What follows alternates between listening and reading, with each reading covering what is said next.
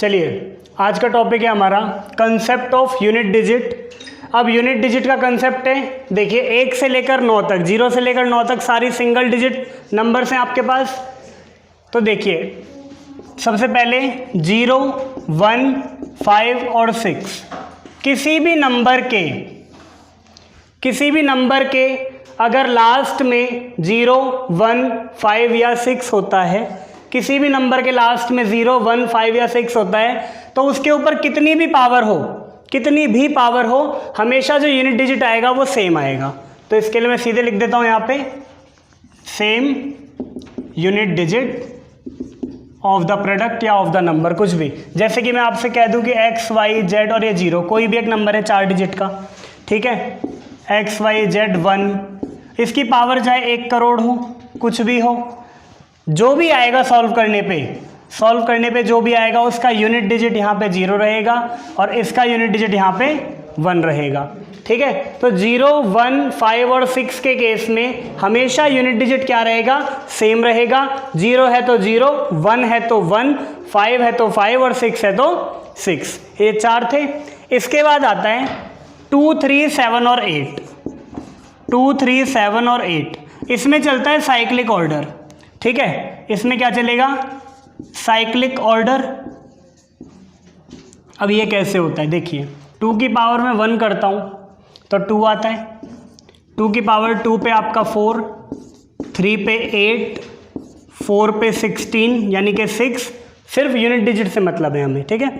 2 की पावर 5 होता है 32, तो फिर से क्या आ गया ये 2। ऐसे ही 3 की बारी आएगी तो 3 की पावर 1 पे 3 होता है, 3 की पावर 2 पे कितना होता है 9, 3 की पावर 3 पे कितना होता है 27, तो यहाँ 7 आ जाता है। 3 की पावर 4 होती है 81, तो फिर से 1 आ जाता है। 3 की पावर 5 होती है 243, तो फिर से ये 3 आ जाता है, ठीक है। 7 और 8 में भी ऐसे ही होता है। तो एक चीज़ यहाँ पर एक यूनिवर्सल रूल ये होता है कि कोई भी नंबर अगर उसकी पावर 5 करेंगे तो जो यूनिट डिजिट इसका है वही यूनिट डिजिट उसका होगा।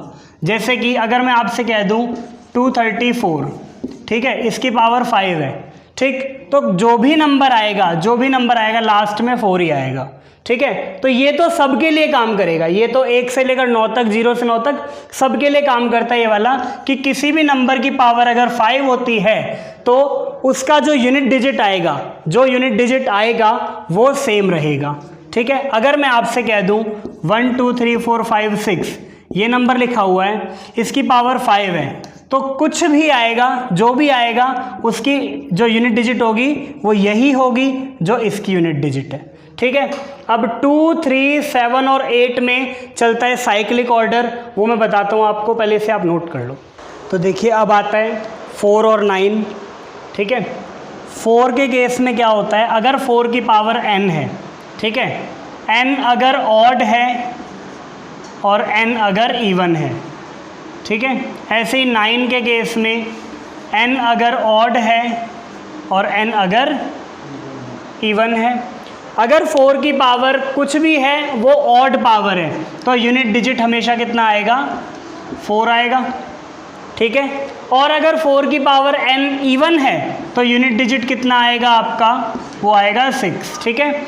इसी तरह 9 के केस में अगर 9 की पावर ऑड है तो यूनिट डिजिट आपका आएगा 9, और अगर इवन है तो यूनिट डिजिट आपका आएगा 1, ठीक है। तो 0 से लेकर 9 तक मैंने आपको सारा बता दिया कि देखिए 0, 1, 5 और 6 इन चारों नंबर्स पे क्या रहता है, सेम यूनिट डिजिट रहती है, ठीक है। 2, 3, 7 और 8 के लिए क्या लगता है, साइक्लिक ऑर्डर, ठीक है। और बचा 4 और 9 के लिए ये ऑड इवन वाला कंसेप्ट लगता है कि पावर ऑड होगी या इवन होगी, ठीक है। तो ये आपका कुछ इस तरीके से। अब इसके क्वेश्चन देखते हैं कि कैसे क्वेश्चन पेपर में आते हैं, ठीक है। चलिए अब ये क्वेश्चन है कि find the unit digit of this product, कि इस प्रोडक्ट की यूनिट डिजिट क्या होगी ये आपको निकालना है। तो देखिए इस पूरे क्वेश्चन को मल्टीप्लाई करने की नीड नहीं है आपको, सिर्फ यूनिट डिजिट को उठा लो, ठीक है। 9 या 27 दूनी 54, अब 54 आ गया, और यहाँ पे 3, तो इसके भी सिर्फ 4 को उठा लो, ज़रूरी नहीं है पूरा मल्टीप्लाई करना। 4 या 12, तो इसका आंसर कितना आ जाएगा, यूनिट डिजिट आएगी इसकी 2। अब इस वाले क्वेश्चन में क्या करना है, देखो ये तो चलो आसान सा था, ऐसा कोई भी क्वेश्चन आएगा आप आराम से कर लोगे। अब ये वाला क्वेश्चन देखो, 2, 3, 7, 8, मैंने चारों नंबर वो लिए हैं जिसमें साइक्लिक ऑर्डर लगता है, ठीक है। तो करना कैसे होता है, देखिए स्टेप 1, सबसे पहले जो पावर है नंबर्स की, उसको 4 से डिवाइड करना है। अब 4 का डिविजिबिलिटी रूल आपको पता है क्या होता है, लास्ट के 2 डिजिट्स को उठाओ और डिवाइड करना शुरू कर दो, ठीक है। तो लास्ट 2 डिजिट्स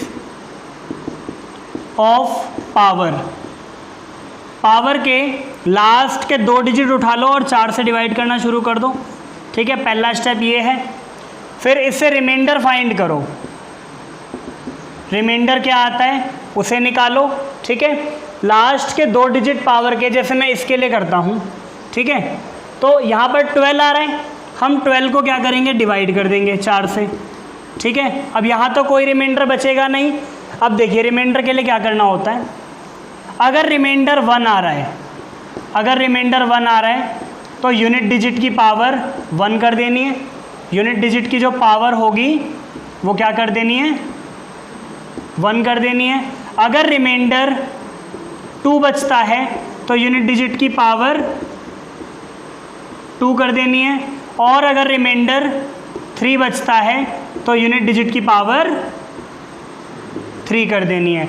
4 से डिवाइड करने पर ये 3 ही रिमाइंडर बचेंगे, इसके अलावा तो कुछ बचेगा नहीं, या तो 1 या तो 2 या तो 3, ठीक है। इसके बाद क्या होगा, या तो रिमाइंडर 0 बचेगा, या फिर उसे कह सकते हैं कि वो कंप्लीटली डिवाइड हो जाएगा 4 से। तो यूनिट डिजिट की पावर कितनी कर देनी है, 4। यूनिट डिजिट की पावर क्या कर देनी है, 4। यहाँ देखिए रिमाइंडर 1 बचता है तो पावर 1 कर देनी है, रिमाइंडर 2 बचता है तो पावर 2 कर देनी है, रिमाइंडर 3 बचता है तो यूनिट डिजिट की पावर 3 कर देनी है। और अगर कंप्लीटली डिविजिबल है, पूरा डिवाइड हो रहा है, यानी कि रिमाइंडर 0 बच रहा है, तब आपने क्या करना है, पावर को 4 कर देना है। अब जैसे ये क्वेश्चन है, यहाँ पे ये कंप्लीटली डिवाइड हो जाएगा, यहाँ पर ये कंप्लीटली डिवाइड होगा, मैं यहाँ लिख देता हूँ, यहाँ पर ये कंप्लीटली डिवाइड होगा तो मैं 2 की पावर कितना कर दूंगा, 4। 2 की पावर 4 करूँगा, प्लस 3 की पावर 613 है तो यहाँ पे 1 बचेगा, ठीक है। तो मैं 3 की पावर 1 करूँगा यहाँ पे, प्लस में 7 की पावर, ये कंप्लीटली डिविजिबल है तो 4 कर दूँगा, प्लस 8 की पावर, यहाँ पर भी कितना बचेगा, 1 बचेगा, तो 8 की पावर 1 कर दूँगा। 2 की पावर 4 होता है 16, 3 की पावर 1 3, 7 की पावर 4 कितना होता है 2401, है ना, 2401 होता है ये, हमें लास्ट में 1 लेना है, और यहाँ पे आएगा 8। सिर्फ और सिर्फ यूनिट डिजिट को उठा लो बस, और कुछ नहीं करना। 6 3 9 1 10 8 18, तो यूनिट डिजिट कितना आ गया आपका 8, और यही आपका आंसर है, ठीक है। अब देखिए टू फाइंड, अभी जो क्वेश्चन आएगा इसमें आपको क्या क्या निकालना है। देखो अगला ये टॉपिक है, to find number of prime factors, किसी नंबर के कितने प्राइम फैक्टर्स होंगे ये आपको निकालना है, ठीक है। Number 2, total number of factors, total factors उसके कितने होंगे, और तीसरा आएगा सम ऑफ ऑल फैक्टर्स, ठीक है। Number of prime factors, total number of factors, sum of all factors, ठीक है। ये करा हुआ है आप लोगों ने पहले, ये वाला आकाश कोई दिक्कत है इसमें, जो पिछला वाला करा इसमें प्रॉब्लम आई, क्लियर था ना, आए तो पूछ लेना। यस क्वेश्चन कर लो, जीव ना चलाओ अपनी।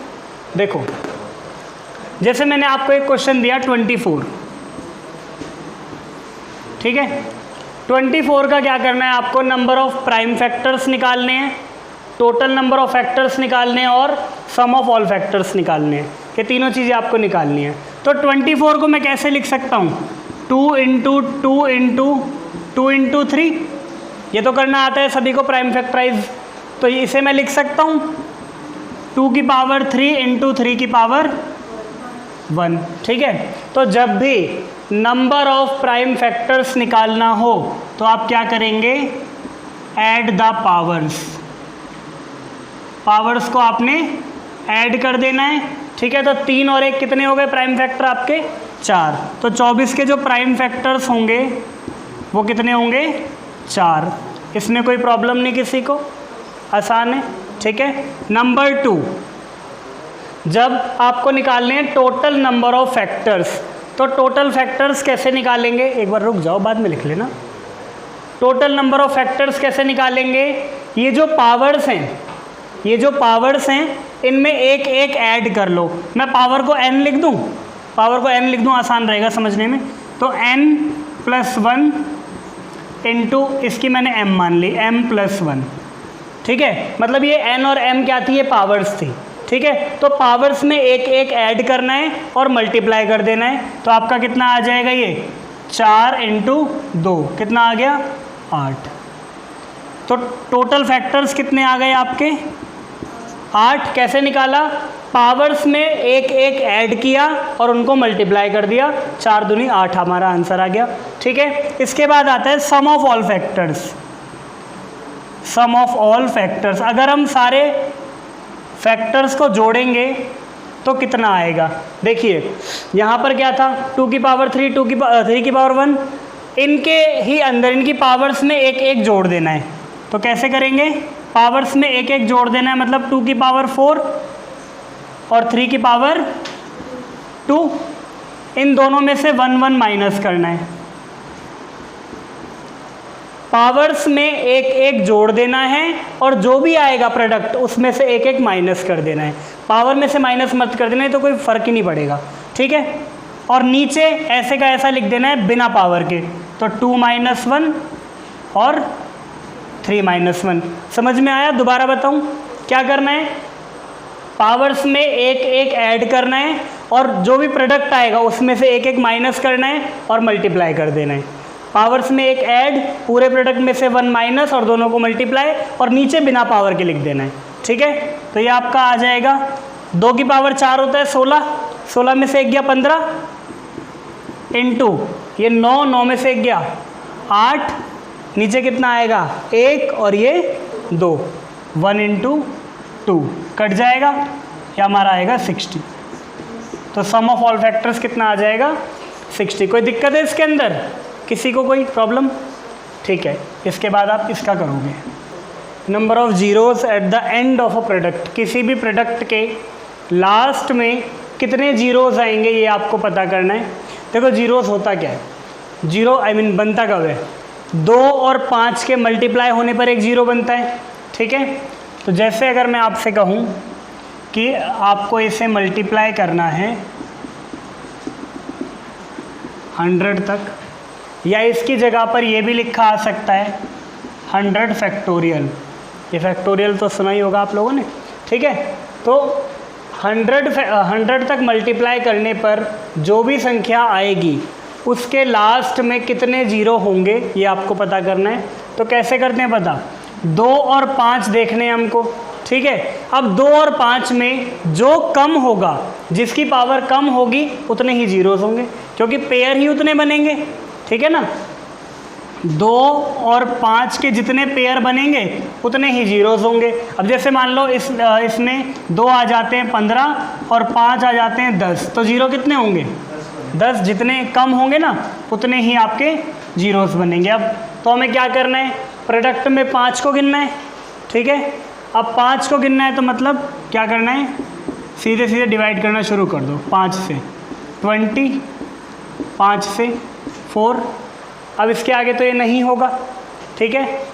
इस नंबर को छोड़ के इन दोनों को जोड़ दो, कितना आंसर आ गया 24। तो 1 से लेकर अगर आप 100 तक मल्टीप्लाई करते हैं तो 24 zeros at the end of a product, at the end of the product आपके आएंगे, ठीक है। इसमें कोई प्रॉब्लम है, इसमें तो कोई दिक्कत नहीं होगी। आप इसको करने के बाद ये करना, आप करिए। नहीं आया वाला, देखो इधर देखो, मैं बता देता हूँ। 1000 है, 5 से करेंगे कितना आएगा 200, 5 से करेंगे 40, 5 से करेंगे 8, 5 से करेंगे 1, तो कितना आ गया ये, ठीक है 249 आएगा ना। अच्छा इसका किसने निकाला है 999 वाले का?